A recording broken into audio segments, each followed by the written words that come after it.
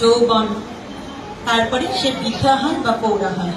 সেই সমস্ত পর্যায়গুলোকে যদি একটা নামের মধ্যে আমরা ধরি, যেমন যখন একটা মেয়ে শিশুকালে থাকে তখন তাকে আমরা কন্যা বলি, পরবর্তীতে তাকে আমরা বয়সের সাথে সাথে সে বধূ হয়, কখনো আবার সেই হয়ে ওঠে জন্মে।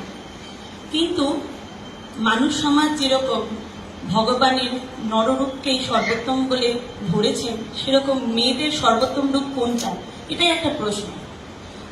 বিপদে যখন আমরা পড়ি তখন সবাই প্রথম যে নামটা উচ্চারণ করে সেটা হচ্ছে ভগবানের নাম।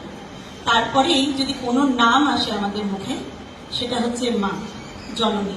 সুতরাং আমরা বলতে পারি যে নারীর যত রূপই থাক না কেন, মা বা জননী রূপটাকেই আমরা সর্বোত্তম বলে ধরতে পারি।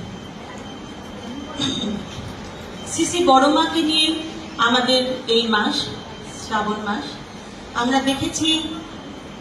তবে একটা কথা অবশ্যই এখানে বলা উচিত যে মা হতে গেলে যে সবাইকে গর্ভস্থ অবস্থায় আসতে হবে, সবাইকে সন্তানের জন্ম দিতে হবে,